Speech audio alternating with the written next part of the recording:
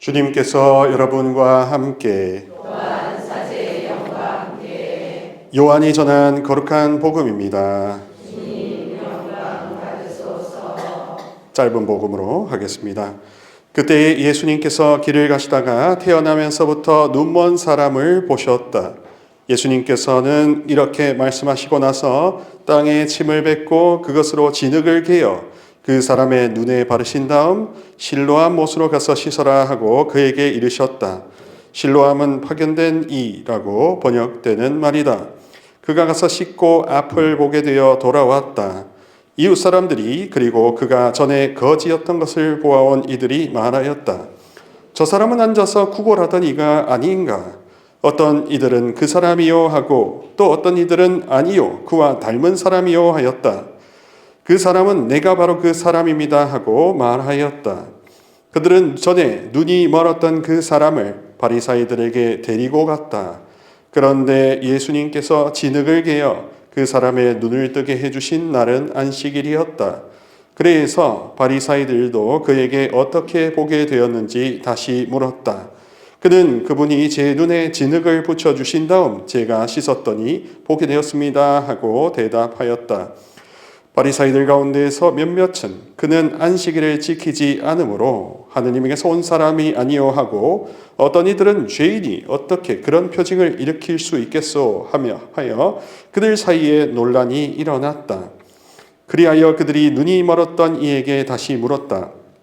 그가 당신 눈을 뜨게 해 주었는데 당신은 그를 어떻게 생각하오? 그러자 그가 대답하였다. 그분은 예언자이십니다. 그러자 그들은 당신은 완전히 죄 중에 태어났으면서 우리를 가르치려고 드는 것이요 하며 그를 밖으로 내쫓아 버렸다. 그가 밖으로 내쫓겼다는 말을 들으신 예수님께서는 그를 만나시자 너는 사람의 아들을 믿느냐 하고 물으셨다. 그 사람이 선생님 그분이 누구이십니까? 제가 그분을 믿을 수 있도록 말씀해 주십시오 하고 대답하자 예수님께서 그에게 이르셨다. 너는 이미 그를 보았다. 너와 말하는 사람이 바로 그다. 그는 주님, 저는 믿습니다. 하며 예수님께 경배하였다. 주님의 말씀입니다. 그리스도님 찬양합니다. 참 예수님, 오늘 사순 제4주일은 교회 전통으로는 빛의 주일, 기쁨의 주일이라고 합니다. 왜냐하면 그 대림 3주도 그렇고 이 사순 4주도 그렇고 장미주일이라고 해서 보통 장미색 아주 그 연한 빨간색이 아니라 핑크빛 장미, 사랑 고백할 때 났었을까 말까 지금은 까마득하게 잊어버린 그런 게 있는지도 조차도 까맣게 살아버려 버린 내가 그런 장미를 받은 세월이 하세월, 내세월 있었나 할 정도로 그런 장미로 합니다. 그래서 이제 이 그리스도교 신앙이 고통과 순환과 시련으로 다 이루어진 게 절대 아니라는 반증입니다. 잠깐이라도 그 기쁨을 미리 맛보는 것. 하늘나라 죽었다 다시 돌아오신 분 없잖아요. 저도 그렇고. 그래서 미리 맛보는 그런 기쁨주일, 희망주일이라고 합니다. 오늘 말씀 전례에 대해서 핵심을 좀 설명을 해드리고 그 다음에 제가 나누었던 이 성찰지를 가지고 여러분들과 함께 올해 함께 제가 어떻게 영성적 양성을 도와드릴까는 또 회의를 해봐야 되겠지만 제가 오늘 안고 온 기쁜 소식을 좀 나누는 것부터 시작을 해볼까 싶습니다. 우리들은 종종 보이는 것만 보고 들리는 것만 듣고 또 들리는 것조차 안 들으려고 하고 보이는 것조차 안 보려고 하는 그런 특징이 있습니다. 왜 그럴까? 그게 바로 자아가 있기 때문에 그렇죠. 자기가 있기 때문에 그렇죠. 여기 다 사람들이죠? 네. 저기 뭐 다른 우주에서 오신 생명체들 아니죠? 그리고 땅에서 갑자기 솟아오른 AI도 아닙니다. 우리는 사람이요. 우리는 인간이요. 우리는 관계 속에 살고 있는 한 명 한 명의 특별한 존재입니다. 그러다 보니까 한국 사회라는 이 토양, 한국 문화, 한민족의 역사 안에서 살고 왔고 살아가고 있고 이 문화 속에서 내가 어디쯤에 있는지에 대한 질문이 필요합니다. 재속 프란스코에 왜 오셨을까요? 그냥 아는 형님이 꼬셔서 입회하라 하니까 뭐 폰테콜롬보 라베르나 하다 보니까 뭐 서약하고 꽃다발 들고 있고 배지 달고 뭐 하니까 그럼 원래 이렇게 오는 거니까 그보다 더 한층 밑으로 가봅시다. 왜 사나? 왜 사나? 사회는 세 글자로 질문합니다. 어떻게 되는지 아세요? 너 뭐 돼? 너 뭐 돼? 너 뭐 돼? 이런 식으로 값을 매겨요. 한 사람의 값을. 그게 연봉이고 그게 역할이고 그러나 이 제소 프란스코 교회 안에서는 왜 사나를 묻는 겁니다. 세상 사람들은 너 뭐 돼? 이 세 글자로 질문합니다. 그러나 우리는 주님 앞에 이래 묻습니까? 왜 사나? 나 자신한테도 묻습니다. 왜 사나? 그리고 너한테도 묻습니다. 왜 사나? 그 왜 사나 때문에 그 가장 원초적인 질문 때문에 종교를 찾게 되고 그리고 그 종교에 대한 정답도 아니요. 해답도 아닌 응답을 원해서 오는 것이요. 그 응답을 찾기 위한 방법이 내 노력이 아니라 계시는 분의 계시 조명 빛을 받음으로써 누군가가 이 스위치를 켬으로써 밝아지고 이 전기는 내가 발전시킨 게 아니지요. 그죠? 근데 전기가 공급돼서 불이 켜질 거란 믿음은 항상 있고 제가 장배기를 갖고 올 거란 믿음도 항상 있었고 그러나 그 믿음이 이제 계속 이어질지는 두고 보겠지만 아마 이어져야 될 것 같습니다. 하여튼 그런 식으로 우리는 이 믿음을 받아들이기 때문에 이 전기를 걱정 안 하듯이 왜 사나라는 응답을 주시는 주님이 성경과 가르침으로 이미 교회 안에 주셨기 때문에 걱정하지 않는 게 바람직한데 그렇지 못한 현실에 이 괴리 때문에 괴로워하는 거죠. 이 괴리를 먼저 경험하고 그 괴리에서 탈출한 모범 중에 한 명이 누구냐 하면 프란시스코인 겁니다. 절망의 바닥을 쳐봤고 그런 다음에 그걸 차근차근 극복해서 어디까지 갔냐? 타보르산 꼭대기까지 간 겁니다. 그래서 5상까지 받은 완전한 절망과 완전한 희망 두 여정을 다 경험한 지극히 우리의 형제여 벗이요 길이요 표양인 사람의 생애와 영성을 배움으로써 나도 그렇게 변화될 수 있다라는 것을 그럼 그때마다의 느끼는 기쁨과 환희와 평화와 사랑 충만을 경험하고자 외산화에 대한 응답을 갖기 위해서 우리는 제소교회에 초대된 거죠. 제소 프란스코회. 그래서 보는 대로만 보고 들리는 데만 듣고 혹은 보는 대로 보지도 않고 들리는 것도 안 들으려고 하는 나의 자아의 이 불순종, 이 거부감을 어떻게 하면 하나님 자비 안에서 유연하고 부드럽게 해소하는가, 풀어내는가. 특히나 나의 감정과 욕구를 어떻게 해소하고 결핍을 어떻게 풀어내는가 하는 치유와 회복이 프란스코의 특징일 것입니다. 일독서에 나오는 사무엘 예언자는 다윗의 형들의 늠름한 겉모습에 처음에는 인간적으로 매료되었어요. 보이는 게 그거니까. 그런데 주 야훼 하느님께서는 마음 중심을 보라. 저자다라고 하십니다. 그렇기 때문에 사람의 시선과 주님의 시선이 완전 생판 딴판이란 것을 깨닫는 것이 그리스도교에서는 깨달음입니다.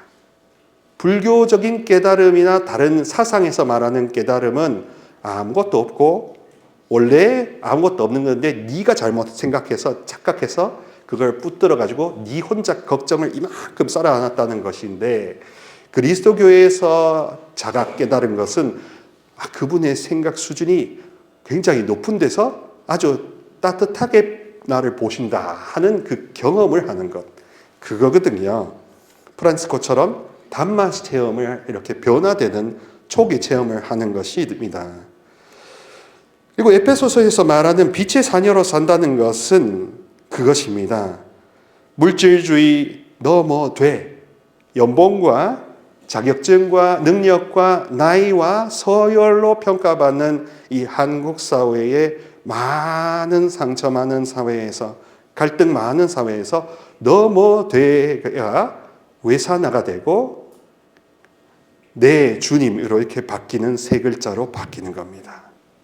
그리고 여러분 아멘이라는 히브리어 단어가 지금 우리 모든 미사나 모든 데서 다 아멘 하는데 아만이라고 하는 그 히브리어 동사는 어떤 뜻이 있냐면 주님의 영과 주님의 가르침이 나를 완전히 사로잡으신 상태에 사로잡으시기를 간절히 소망합니다 하는 나의 그냥 의지 동의라기보다는 나를 그냥 잡수소서 하는 뜻입니다.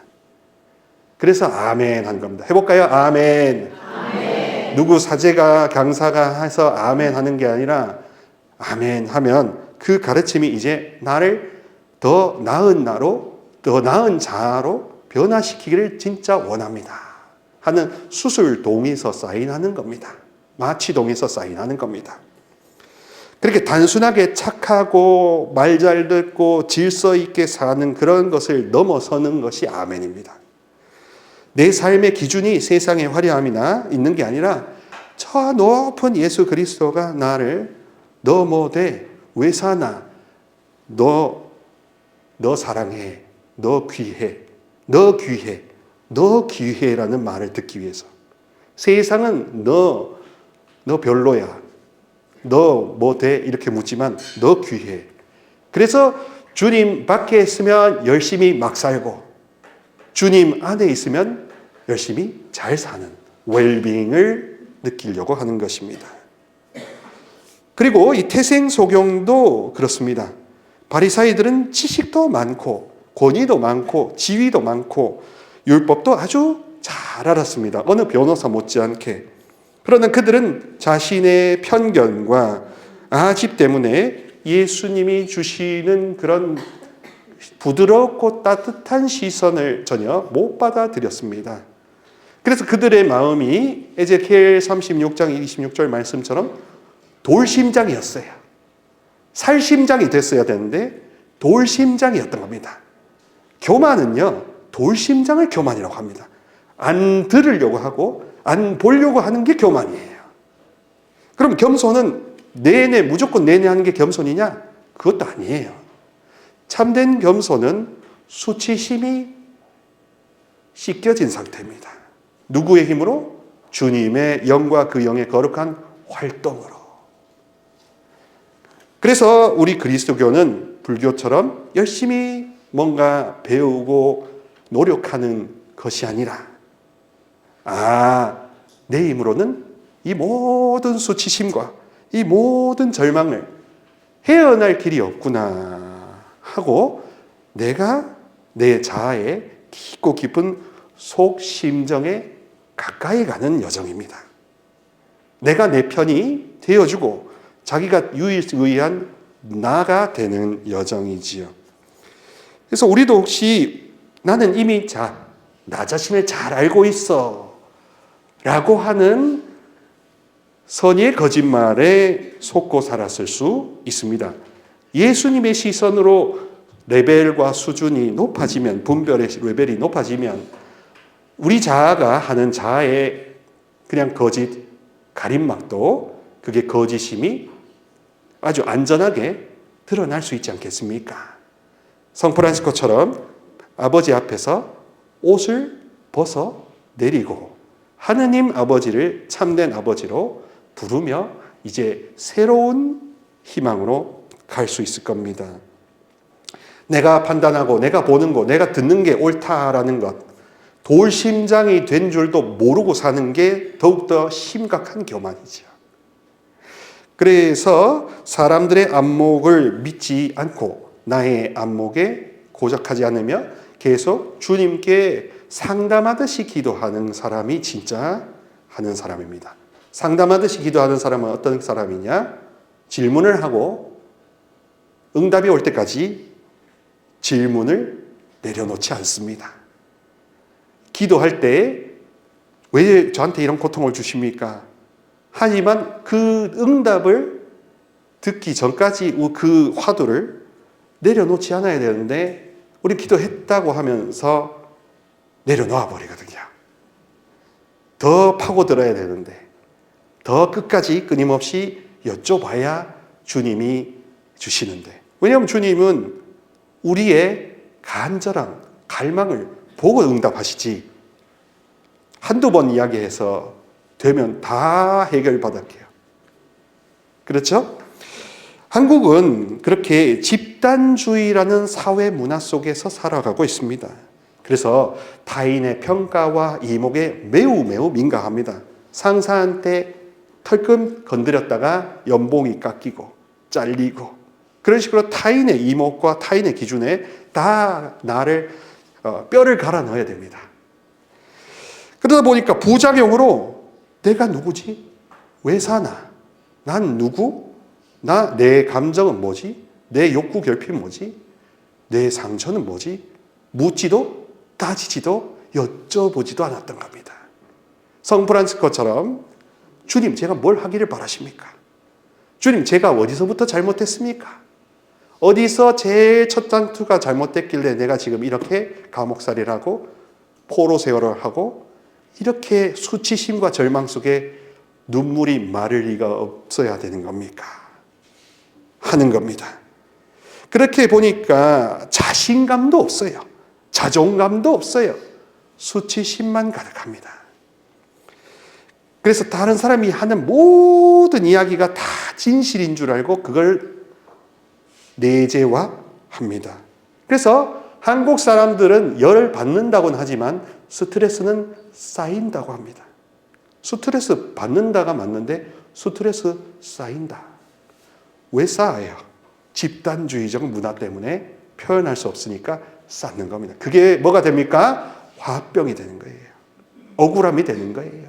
그리고 저 끝에 뿌리는 뭐냐? 애정 결핍이에요. 애정 결핍 때문에 억울했는데 사회에 나오고 결혼해보고 뭐 해보니까 이거 환장할, 된장할, 이거 간장할, 뭐든 다 이게 억울한 거예요. 받아야 되는데, 누려야 되는데 못 받는 괴리, 그것 때문이죠. 오늘 다윗이 왕으로 선택하시는 주 야훼 하느님의 시선은 너 뭐대가 아닙니다. 너 귀해입니다. 네 생각보다 내 생각이 훨씬 높다는 이사야서 55장 8절 말씀처럼 주 야훼님의 시선은 곧바로 사람들의 겉모습이나 외모나 안목을 신뢰하고 다른 영웅들과 회의를 했을지라도 그게 진짠가 하고 한 번 더 여쭤보는 거죠. 그 영혼의 중심, 마음을 보시고 그 중심에 당신을 기쁘게 해드리는 경외심. 경외심이 뭐예요? 이사야서 55장 8절처럼 네 생각보다 내 생각이 훨씬 더 높고 다르다. 내 계획은 훨씬 더 탁월하다. 아, 주님의 계획이 더 탁월하구나. 그 탁월한 계획이 나에게 임하시옵소서 하면 안 게 아멘입니다. 해볼까요? 아멘. 한 명 한 명에 대한 계획을 다 갖고 계시는 주님께서 너 뭐 돼? 왜 사나? 이 온갖 의심과 불신의 투성이 속에서 너 귀해, 너 잘해, 너 좋아 하는 이 말씀을 내가 시선이요, 영이요, 느낌이요, 전례요, 따뜻한 숨결로 내 돌심장에 들어와서 살심장으로 바꿔주시는 그것을 경험하는 게 성 프란시스코 같은 회개 여정이거든요. 우리 눈에 보이는 사실 너머의 진실을 주 야훼 하느님은 당연하게 보는데 우리는 사실 너머라는 것을 안 보려고 했거나 안 들으려고 했습니다. 내가 낸데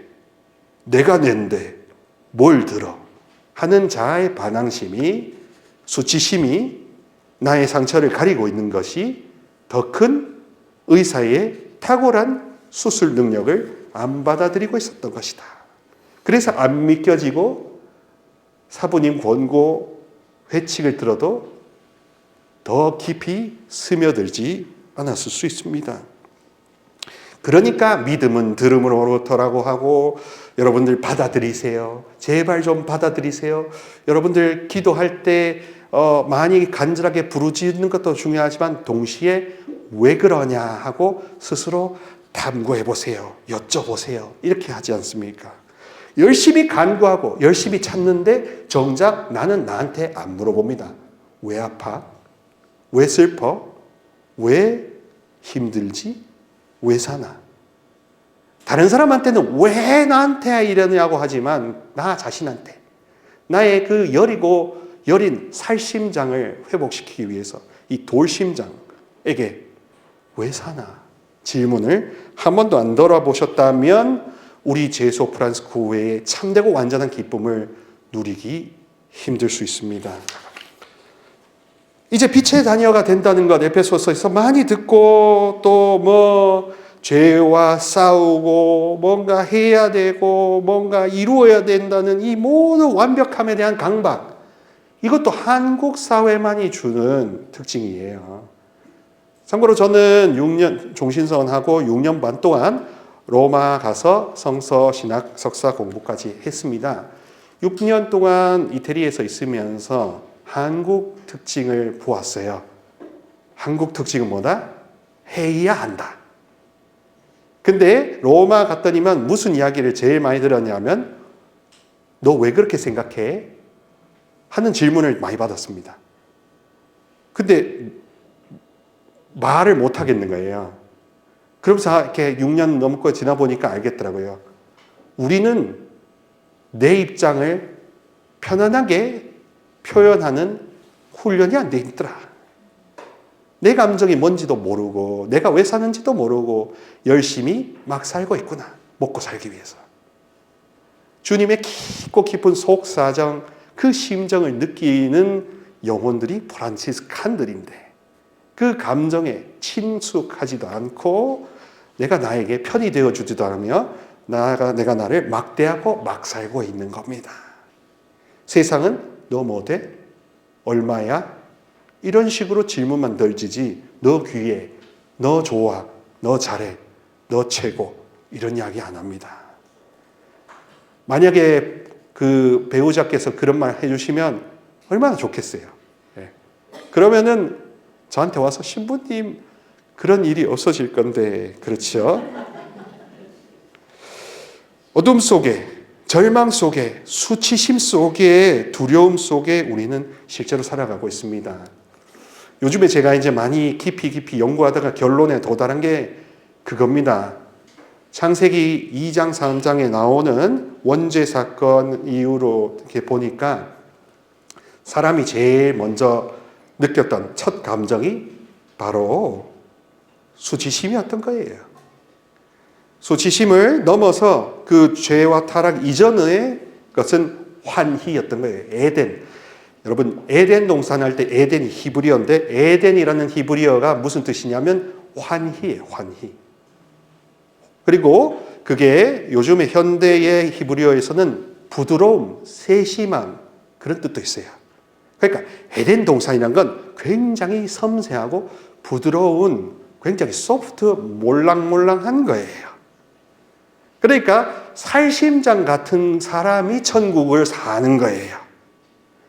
이 돌심장으로 사는 건 사실 천국을 살지 못하는 안타까움인 겁니다.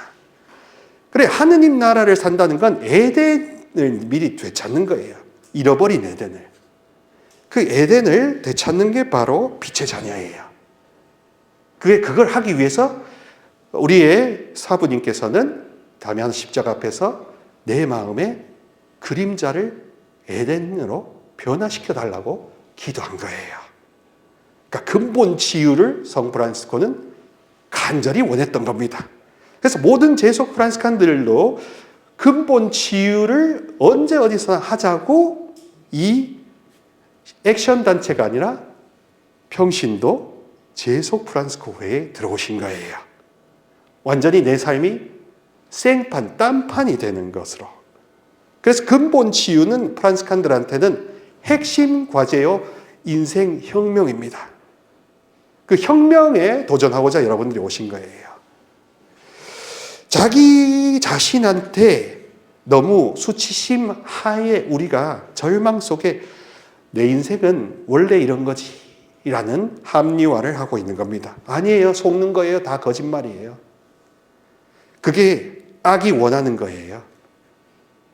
그러나 주님이 원하시는 것은 너 좋아, 너 최고, 너 나 사랑해, 나 너 사랑해, 너 나한테 다 줬니? 나 너한테 다 줬다. 이거예요. 이거예요. 복잡하게 생각하는 것은 세상과 나의 상처에서 올라오는 거고요. 성경 말씀은 단순하면 내가 너한테 다 줬다. 너 나한테 다 줬니? 이거예요. 그게 가난이에요. 그게 마음이 가난한 사람이에요. 상처고 뭐고 더러운 거 다 보여드린 알몸이 되는 것, 그거예요. 그래서 소속감이 회복되고 경외심이 되고 내가 어제 나는 1년 전에 나는 이런 말을 안 했는데 내 말씨, 내 눈빛, 내 솜씨가 달라지는 거죠. 그래서 너무나 너그러우시고 부드러우시고 바오로 사도를 극도의 죄인에서 최고의 사도로 드라마틱하게 인생 역전 혁명을 시켜주시는 분이 예수 그리스도예요. 그 예수 그리스도를 빼다 박은 제2의 그리스도를 우리는 성 프란시스코로 받아 모시고 사부 성 프란시스코라고 하고 존칭을 하면서 그분이 가르쳐주는 근본 치유의 비법을 함께 나누고 배우고 경험하자 해서 제소 경제회를 만든 줄로 믿습니다. 믿습니다. 믿습니다. 그래서 여러분 그냥 깔짝깔짝 하는 게 아닙니다. 진짜 저 깊은 무의식에 있는 나의 수치심과 절망의 가장 원뿌리를 주님 앞에서 아주 안전하고 완전하게 해소하려고 하는 것. 너 뭐 돼? 왜 살아? 얼마야? 이런 비물질적이고 비인격적인 질문에서 벗어나서 강심장이 되자는 거지 돌심장을 방치하자는 건 아니겠죠. 그래서 이 맥락에서 요한복음 9장의 태생소경 이야기를 봐야 됩니다. 태생소경은 태생소경이에요. 마르코복음에 나오는 바르티메오는 태생소경은 아닙니다. 근데 태생소경이란 건 뭐예요? 태어날 때부터 소경. 그러면 그 사람의 인생 수정난될 때부터 그 사람의 인생의 가장 강력한 단어는 뭐겠어요? 절망, 수치심, 괴로움, 그리고 어둠이죠. 어둠. 인생 자체가 흑역사예요. 그죠? 빛으로 마음이 깃털처럼 가벼운 지경이 있었을까요? 전혀 없었죠. 흑역사 그 잡채였던 거예요.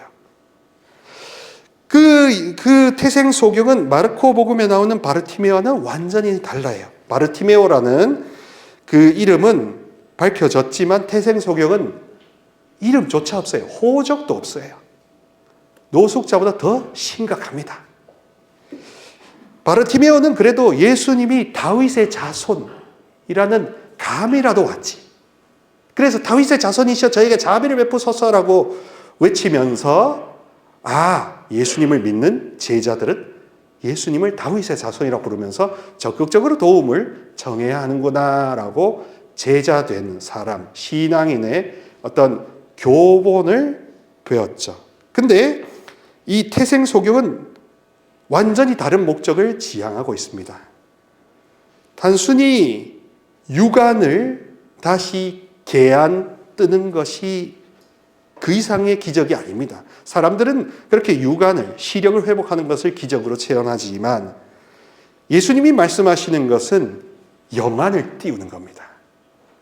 보통 우리는 영적 통찰력, 직관, 지혜를 회복해야 된다고 하는 겁니다. 여러분, 요즘에 AI가 많이 발달되면서 어떤 보이스피싱이 있냐 하면요.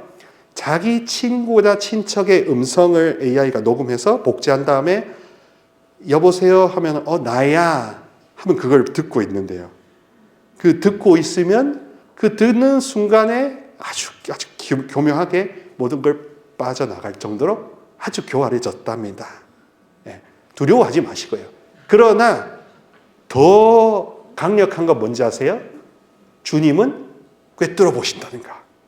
그러니 영적 지혜, 영적 통찰력, 영적 직관을 성 프란시스코처럼 내 안에 원래 주셨으니까, 나도 영을 갖고 있는 신적 존재니까, 나도 주님의 사랑받는, 세례받은 자녀요 프란시스코 회원이니까, 그 비법을 사이비 이단이 아닌 프란시스코로부터 배울 수 있으니까, 우주 만물을 다 형제로 일으킬 수 있는 만큼 최고 끝판 왕까지 가봤으니까, 그 안전한 비결을 배우면 나도 그와 같은 천국 복락을 미리 에덴을 회복할 수 있으니까, 그게 가장 큰 축복이죠.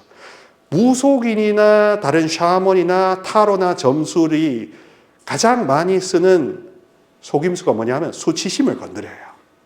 너 치성 안 드리면 너 벌 받는다. 수치심이고 공포심이거든요. 그러나 이 정통 종교는 사이비 이단이 아닌 건 수치심을 1도 안 써요.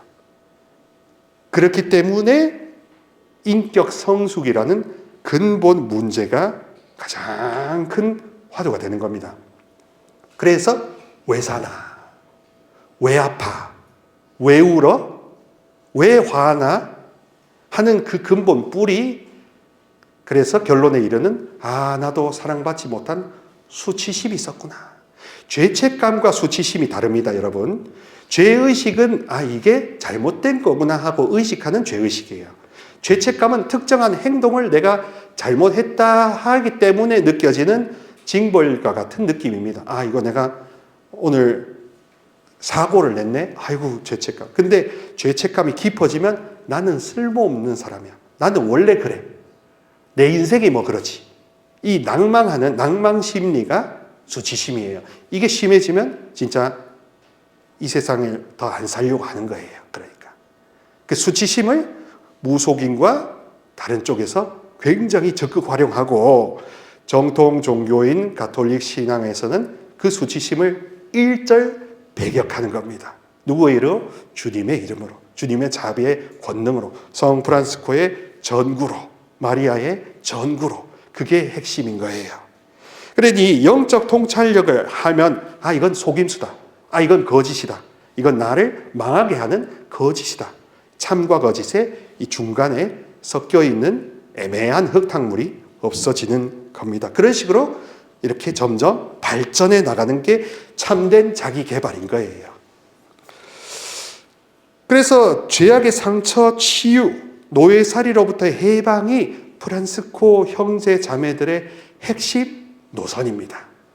제속 가르멜회나 봉헌회 같은, 양주 올리베타노 봉헌회 같은 경우에는 상처 치유에 대해서 이야기를 별로 안 하나 봅니다.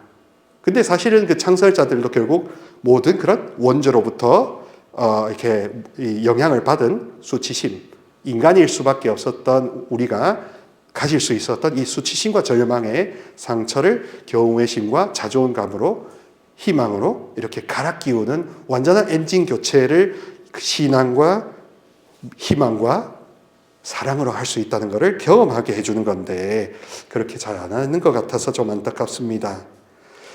그러니 스스로 자기 자신을 잘 안다고 생각하는 바리사이의 돌심장에 비해서 너무나 여리고 여린 살심장을 가졌던 태생소경은 완전히 극과 극을 체험한 거예요.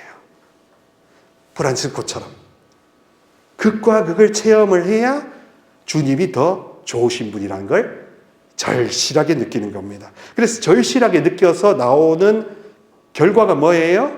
그렉치오의 눈물입니다. 그렉치오의 눈병이 날 정도로 하도 울어 제껴가지고, 실명할 정도로 하도 울어 제끼는 사람이 극과 극을 체험한 기쁨의 에덴을 되찾는 사람이에요. 그러므로 우리는 정말 혹시 지금 후생소경으로 살아온 건 아닌가? 전생에, 태생에 이런 모든 천성이 이래서 하는 운명팔자론으로 그냥 다 그걸 귀인시켰는데 그 원인이 다 그랬는데 예수 그리스도와 성 프란시스코와 마리아의 도우심으로 가는 이 정통 그리스도교 핵심 신비주의 노선에서는 오류 사이비가 하나도 없는 이 투명한 영성에서는 내가 자각하게 만드는 겁니다. 아, 내가 망각하고 있었구나. 너 뭐 돼? 얼마야? 왜 사나? 이런 온갖 흑색, 회색 질문 속에서 나는 빛을 본 적이 있나? 내 인생이 확 열려서 가슴 시원해진 적이 있나? 그래서 그걸 위해서 고해를 해본 적이 진짜 있나? 피정을 해본 적이 있나? 그렇게 해서 성지순례 아시시를 가본 적이 있나? 예루살렘을 가본 적이 있나? 메주고리를 가본 적이 있나? 루르를 가본 적이 있나? 하여튼 모든 거. 근본 치유를 위해서, 근본 변화를 위해서, 내 인생의 혁명을 위해서 프란시스코와 함께 가려고 나는 이 마르가리따에 왔는가? 더구나 이 마르가리따라는 표현, 성녀 마르가리따라는 표현은 마르가리따, 진주란 뜻이거든요. 내 인생이 밭에 묻힌 진주로 거듭나기 위해서, 새로 나기 위해서 나는 구리에 마르가리따에 온 거 아닌가 하는 자각이 생기면 원래회와 재속회가 너무 좋은 겁니다. 그러므로 여러분, 사랑하는 마르가리따 형제 자매 여러분, 교회가 무려 90일, 100일에 걸쳐가지고 이 365일 1년에 3분의 1에 해당되는 사순과 오순절 부활을 합쳐서 제시하는 핵심이 그리스도교 신앙입니다. 다른 무속이나 불교나 다른 유교나 다른 도교나 다른 그런 거하고 완전히 다른 거는 이겁니다. 첫 번째, 하느님 시선으로 보는 것. 내 자아의 기준이나 타인의 이목이 기준이 되지 않습니다. 설령 여러분들이 한국 사회, 저도 그렇지만 의식을 안 하고 살 수도 없죠. 근데 이제 기준을 확실하게 중심을 세우는 겁니다. 오늘 우리 선배님이신 수사님하고 점심 먹다 보니까 AI에 대해서 이야기했는데, AI에 대해서 이야기하지만 저희 둘이 나눈 이야기가 뭐냐 하면, 형제님, 그래도 AI조차 속일 수 있고 오류가 날 수 있기 때문에 그 오류가 오류인지 거짓인지 태생소경처럼 볼 수 있는 이 감각은 주님의 영과 그 거룩한 영의 활동, 성령의 활동밖에 없습니다. 하니까 맞다고. 내가 중심이 바로 서야 된다고. 그러면 아, 예 하고 바로 잘라버리니까. 근데 그거는 AI도 못해요. AI는 완벽주의는 알아도 성령님은 이론적으로는 알 수 있지만 실질적으로는 만난 적이 없는 겁니다. 나의 육안이나 시만이 아니라 하느님의 영적 시선으로, 따뜻한 눈길로 누구를 봅니까? 두 번째, 나 자신을 보는 겁니다.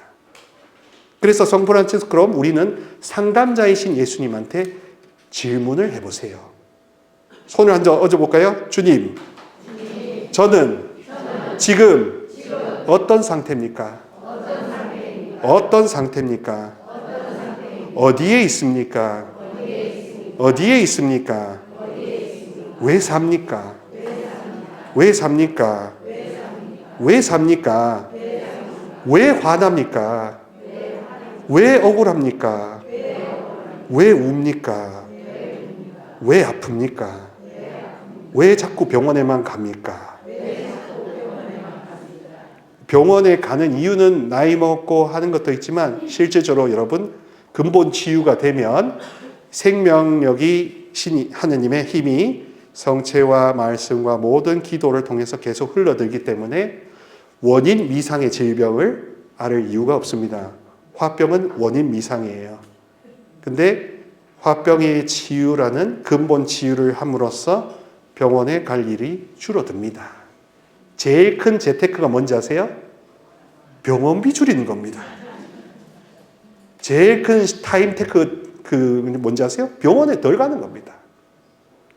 그게 핵심입니다.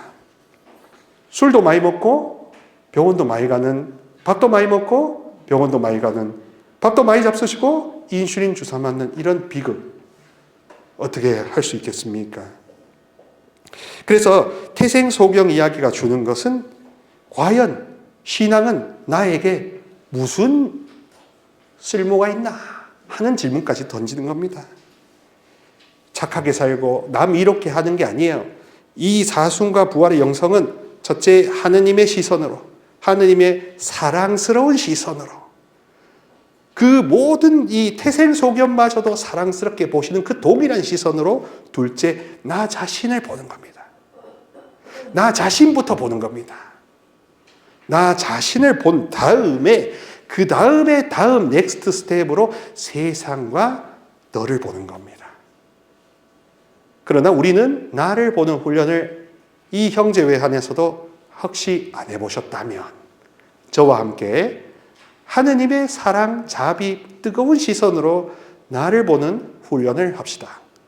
그래서 그 연장선 상에서 너를 보고 세상을 보고 가족을 볼 때 여러분들이 일상에서 겪는 수많은 갈등은 사실 거품처럼 사라질 줄 믿습니다.